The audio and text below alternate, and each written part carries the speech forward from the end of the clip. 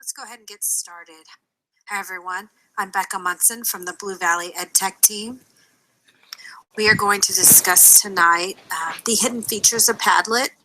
There are some new features and some other items that you might want to take note of as you use Padlet with students. Padlet is a great tool that has been around a while and has really developed into a tool that can be used in so many different areas and grade levels. It is really one of my favorites. And I love it so much because students do not necessarily need to log in to post information. And as a teacher, I can set up a wall and gather student feedback rather quickly. So let's go ahead and dive into Padlet. And if you want to do a split screen and go to padlet.com and follow along with me, we're going to set one up together and go over the settings area to highlight some of those features. So when you first set up a Padlet, it automatically defaults to the settings over here on the right. So it gives you the option to provide a title and description, which I'm going to do really quick.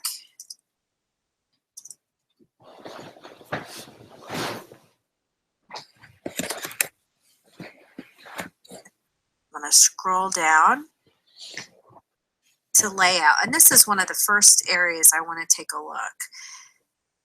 The first time we used Padlet, I did this the first time. I kept it on freeform and then I had posts everywhere on the page. And it made it hard for the users and it made it hard for me to be able to read everything. So my suggestion is changing this from freeform to grid. Grid strategically puts the posts on there so they're not on top of each other. There's one not clear off to the right, that sort of thing. So grid is my recommendation. You can also do stream, and as you see here in the image, it just shows that one is on top of the other, so it's chronological. So if you were doing something where every day you would post a new item or a new note, you would then see, you can see these as a stream. So the most recent would be on top. Layout. Wallpaper, just as it shows here, it's this orange. I can change this by clicking more. And I also want to point out that I can go back at any time and make changes to my setup. So if you choose one thing now and then decide something else later, that can be easily changed. And I'll show you where that is, the gear option to change those settings. So back to wallpaper, you can choose from any of the options that they have here. And they've got a lot. Here's a notebook, a calendar, and so on. But what's really cool is you can add your own. And when you add your own up here, you can grab any image file and import it into here. So you could go ideally to PowerPoint and create a slide, maybe a chart, something with a background that you want them to do. And then from there, you can add this into the background by add your own and then going to grab the file. So here's an example of one that I found of a Padlet background.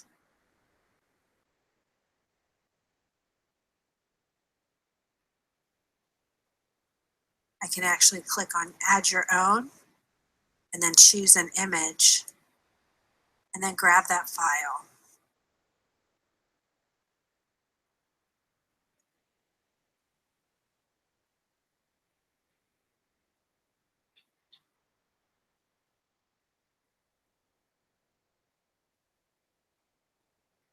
And that's just an option. You don't have to do that, but add your own gives you the option to create a KWL chart or something else that you might want for your background. Let me go back to notebook. All right, so back from wallpaper, we're going to continue scrolling, and there's other things you can add like an icon, but a couple of newer features under posting. Right here you can see attribution and comments. Attribution allows you to set, just by clicking on the slider to move it over, you can set it so anytime a student posts a note, it will display their name above the post. This is great, but I will say that a student will need to be logged in order for that option to display. So you would need to require that students log in before posting. But this is a really nice and newer feature. The other feature that's new is comments, allowing viewers to post comments on individual posts. So that might be nice as a teacher to provide feedback to students on items that they've added to the Padlet wall.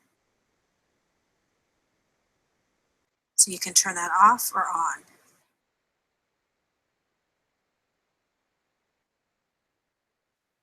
Now under address, notice it defaults to a really long, under address from here, it gives you padlet.com/your username, which mine is /, you the option to change this. So at this point, I could change it to, I'm going to put EdTech, or let's do BV EdTech 16.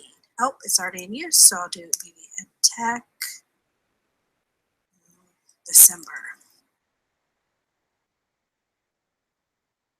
And you're going to hit next once we get down to the bottom.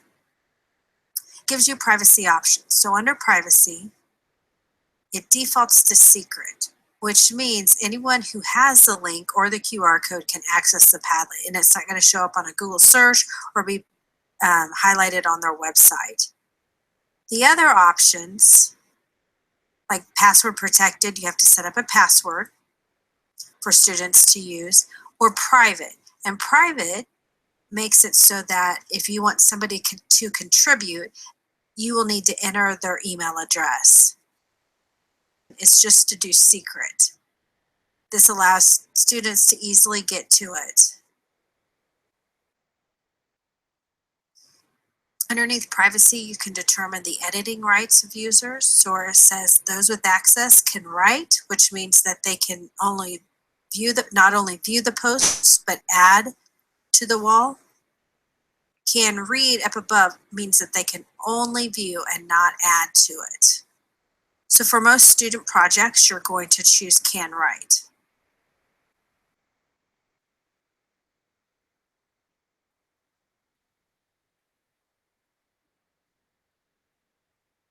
If you're concerned about being able to moderate those posts and view the posts before they appear on the wall, you can go down below here and choose moderation. Just slide that on, and then anything that is posted on the wall, you will be able to moderate before it actually appears on the wall.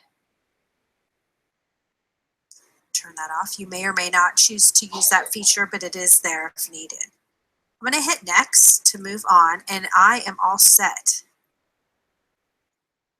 To get back to these options in Padlet, I can click on the gear in the top right at any time to modify. It looks just like it did before. I could change my background, posting, and so on. I'm going to close this.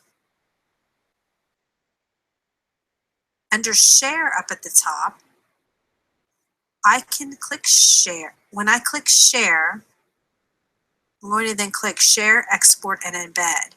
From here, it will provide a QR code. And when I click Print Code, it pops up with a new window with the larger code that then I can copy and paste and post on with my projector or print out to give to students. And then there's additional options here as well that you may or may not use, but the QR code can be very handy. So those are the settings and the share. There's another option to remake a Padlet. By remake, this allows you to copy the settings and anything on the Padlet so that you could use again. And when we go to this setting, it says remake title, what to copy. I just want to copy the design so I could use for hour 1, hour 2, hour 3, and not have to recreate a Padlet every time for multiple classes. But if I want to use the posts as well, then I can click this option.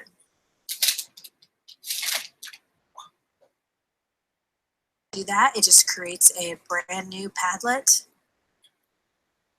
for me, and then I can go into settings and change the title so I know which hour it is, and so on. All the other things you may or may want to change.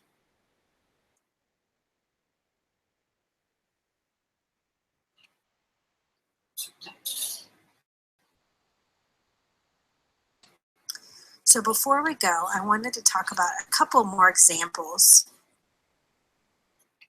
Padlet. Padlet can be a great way to post student work. As a teacher, you would create a Padlet wall, and then students could go in and post and upload a video, a file, a picture, and each student can upload with their own post. And then at the end of the, when it's time to turn in, you will have every student on one Padlet wall. Use Padlet as an exit ticket. Put it in moderation mode that I mentioned, so students will not see each other's posts, or encourage students to view each other's posts to learn more about what stood out in class that day. You could also create a resource page. Create a page for students to gather links, videos, other information about the unit or lesson. Students will not need to add to it. They can just use it as a resource page. There are many, many other things you can do with Padlet. View the EdTech website to find the guide for Padlet and all our videos. You can also check us out on Pinterest, and we have a Padlet board with examples and more resources that gets updated throughout the year. If you have any questions, please feel free to contact any of us on the EdTech team. Thanks for watching.